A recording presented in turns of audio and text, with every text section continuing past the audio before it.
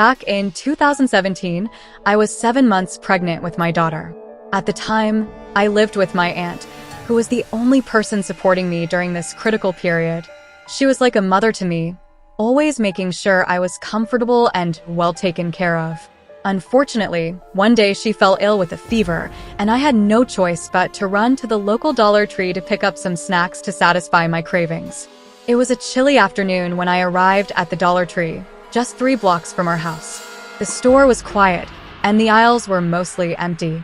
I grabbed a shopping cart and began walking through the aisles, casually looking for my favorite snacks. My eyes landed on a bag of chips placed high on a shelf, just out of my reach. I stretched as far as I could, but it was no use. Just then, I heard a soft voice behind me. "Let me help you with that, dear." I turned to see an old lady standing behind me. She had a kind smile and looked like she could be in her late 70s, with gray hair neatly tied in a bun and wearing a floral dress that looked a bit outdated. Despite her frail appearance, there was something unsettling about her piercing blue eyes that seemed to follow my every move. "Thank you," I said as she grabbed the bag of chips and handed it to me. I smiled, trying to be polite, but her gaze made me uneasy. "Where is your husband, dear?" she asked, her voice tinged with concern. "I don't have one," I replied, shifting uncomfortably. "Oh, then the father of the child?" she inquired, her eyes narrowing slightly. "He's not in the picture," I said, hoping to end the conversation.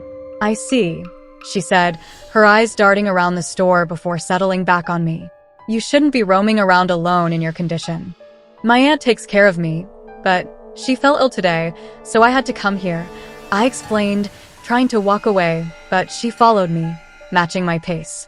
"How long have you been living with your aunt?" she asked, her questions growing more personal. "For a few months now," I answered, feeling increasingly uncomfortable with her probing questions. "And what about your parents?" she continued, not taking the hint that I wanted to be left alone. I told her briefly about my parents and tried to move past her, but she stuck to me like glue, asking more and more questions. She went on about how to care for the baby and herself, giving unsolicited advice and barely blinking. Her eyes seemed to watch everything in the store, and it was unnerving. Finally, she leaned in closer and said, "If I were your aunt, I would have taken much better care of you. You shouldn't be out here alone in your condition. Why don't you come with me? I have a big farmhouse on the outskirts of town. You and your baby would be much safer and happier there." I forced a smile and shook my head. "I have to go home now. My aunt is waiting for me. Let's drive to your place first so you can take all your stuff, and then I'll take you to my place," she insisted, grabbing my shopping cart. I couldn't keep calm anymore. "I am not interested in living with you. I have my aunt to take care of me. Now, please leave me alone," I said, pulling her hand away from the cart. Her face turned serious, and she stared at me for a moment before a creepy grin spread across her face. "But what if something happens to you? Your aunt isn't with you now. Life is very uncertain, you know." "What do you mean? You're a freak. Stay the hell away from me, or I'll report you to the cops," I yelled, not waiting for her response. I hurried away, looking back to see if she was following me, but she was gone. My heart raced as I quickly paid for my items and headed to my car. The parking lot was empty, and I was relieved to see that the old lady wasn't around. I loaded my groceries into the car, but suddenly, I felt the urge to use the restroom. Being pregnant and holding it in was impossible, so I decided to use the small washroom at the corner of the parking lot. I locked my car and walked to the restroom. It was a small building with 3 toilets, and it was eerily quiet inside. I chose the first stall and was doing my business when I heard the door creak open and slow footsteps entering the restroom. At first, I didn't react, thinking it was just another customer, but then the footsteps stopped. I held my breath, listening intently. There was a pin-drop silence, followed by heavy breathing above me. My blood ran cold as I slowly lifted my eyes and saw a pair of wide, scary eyes peering at me from the next stall. It was the same old lady from the Dollar Tree, standing on the toilet seat to look over the partition wall. I wanted to scream, but no sound came out. She stared at me silently with an expressionless face, then finally spoke. "You need to come with me." I'll take good care of you and your baby. Please, just leave us alone. Do you want money? I can give you some money. I stammered, trying to buy time. Keep your freaking money. I want your baby, she hissed, stretching her hands towards me. Terrified, I jumped up and ran out of the restroom, screaming for my life. The old lady chased me, laughing maniacally and shouting, "Come here. I want your baby. I'll take good care of you too." I reached my car and slammed the door shut just as her hand got caught in the door. I heard the sickening crack of bones, followed by her painful scream. Without looking back, I drove away at full speed while she kept yelling, "This is not the end. Just remember that." When I got home, I broke down in tears and told my aunt everything. She immediately called the cops, but they never found the old lady. A week later, I read about a missing pregnant woman in the newspaper. She had gone shopping at the same Dollar Tree and had never been seen since. To this day, I believe that the creepy old woman had something to do with her disappearance. The memory of those terrifying eyes and her chilling words still haunt me. Liking these true tales of the tale? Then check this. Most of you guys didn't subscribe to the channel. Please do it now, or maybe you will face the same situation as she faced. A couple of years ago, I used to visit the local Dollar Tree frequently. It was my go-to place for buying art supplies since things there were cheap and affordable. I lived in a small neighborhood, and the Dollar Tree was just 3 blocks away from my home, right next to a gas station on the highway. I often rode my bike there 2 to 3 times a week. One sunny afternoon, around 3 p.m., I decided to go to the store to pick up some new art supplies. Parking my bike at the corner, I entered the store. The aisles were long and filled with tall shelves stocked with all kinds of goods. The cashier, an elderly man, was dozing off behind his desk. There were only a few other customers in the store, making it easy to browse the aisles in peace. I headed straight to the art and craft section, where they had a sale. I picked up a new set of charcoal pencils and some acrylic paint to decorate a flower pot. Lost in my shopping, I didn't realize someone was standing behind me until I heard a loud hiccup. Startled, I turned around to see a man dressed as Jack Sparrow from the famous Johnny Depp movie standing behind me. He was so close that I could smell the alcohol on his breath. The man was tall and disheveled, with a look that was both eerie and absurd. His pupils were dilated, and his movements were unsteady. "Sorry, I didn't see you there," I said, trying to keep my voice calm. He leaned in closer, his eyes wide and his breath reeking of whiskey. "Ah, but I saw you," he slurred. At first, I thought he was just playing the part of the character, but it quickly became clear that he was very drunk. "Why are you dressed like that?" I asked, trying to keep the conversation light. "I am Jack Sparrow," he replied, his mouth hanging open in a wide, unsettling grin. He just stared at me, not blinking, and the atmosphere turned from awkward to downright creepy. Sure, you are," I said, attempting to laugh it off. But my laugh seemed to insult him. His expression changed, his eyebrows furrowing in anger. "You don't believe me, do you?" he demanded, his voice rising.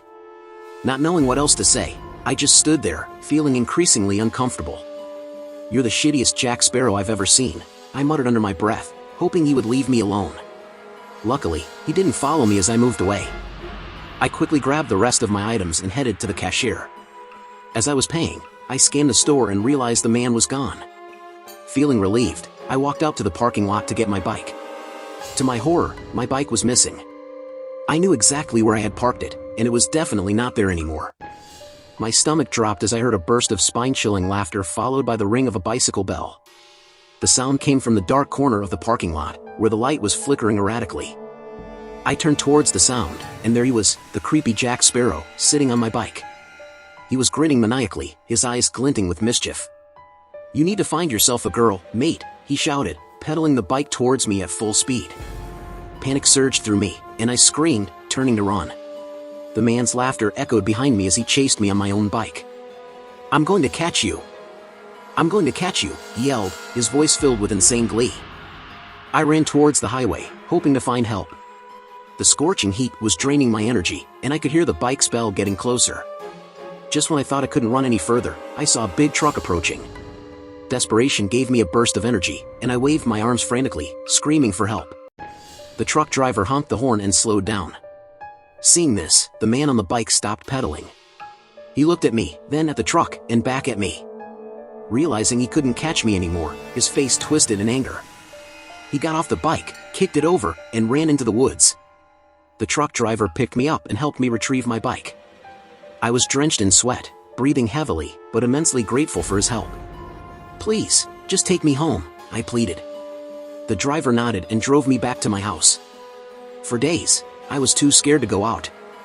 Every time I heard a bicycle bell, my heart would race, and I would break into a cold sweat. The memory of that creepy man, dressed as Jack Sparrow, chasing me on my bike, haunted my dreams for weeks.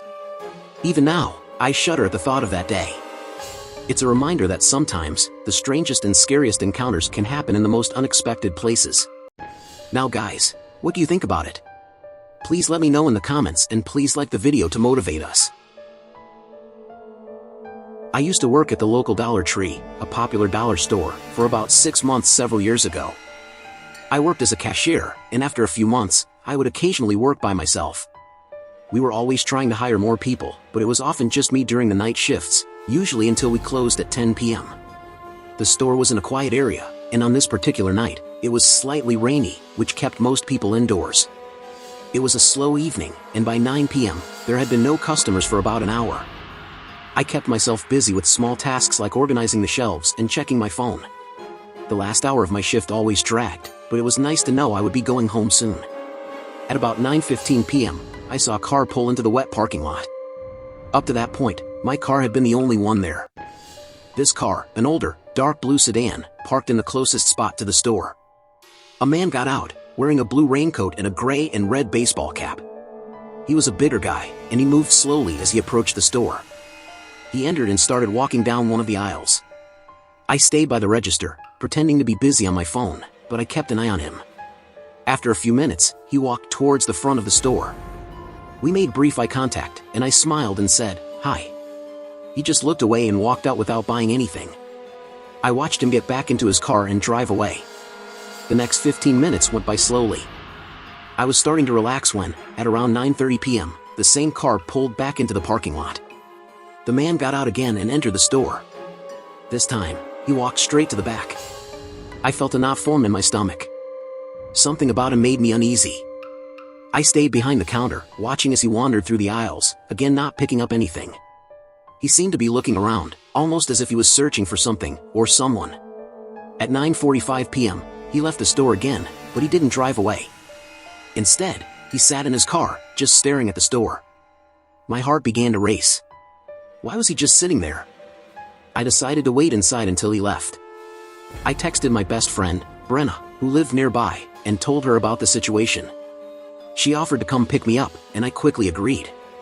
She told me she would be there in 5 minutes. At 10 p.m., I locked up the store, hoping the man would get the hint and leave, but he didn't move. He just sat there, watching.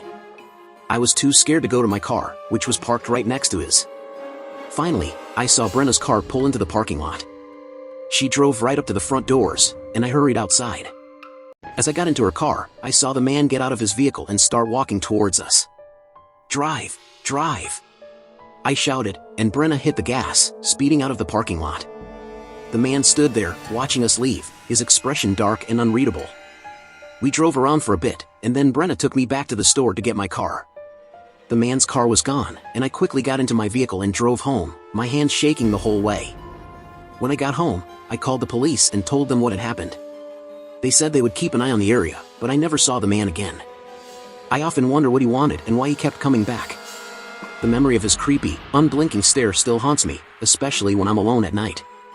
Just as I was about to drift off to sleep that night, I heard a noise outside my window. My heart raced as I peeked through the blinds. The same old blue sedan was parked across the street. The man was standing beside it, staring directly at my house. Panic surged through me. I grabbed my phone and called the police again, my hands trembling. The dispatcher assured me that an officer would be on the way, but it felt like an eternity. I watched the man, afraid to take my eyes off him. He didn't move, just stood there, staring. Finally, the red and blue lights of a police car illuminated the street. The man got back into his car and drove away just as the officer arrived. The police took my statement and promised to patrol the neighborhood. I couldn't sleep that night, every shadow and sound keeping me on edge. For weeks, I lived in constant fear, always looking over my shoulder. One evening, I received an anonymous letter in my mailbox. The handwriting was messy, almost childlike. It read, "I'm watching you. Don't think you're safe." I felt a chill run down my spine. I showed the letter to the police, but without a return address or any other clues, there was little they could do. I installed security cameras around my house and always kept my phone nearby. The man never returned, but the fear he left behind stayed with me. The memory of his eerie, silent presence still haunts me. To this day, I can't shake the feeling that somewhere, he's still watching. And, thank you, guys, because you're still watching. I hope you did subscribe to the channel, but that's not the end of the video. Click on the left side to watch some other interesting video, or else you can go with the right one.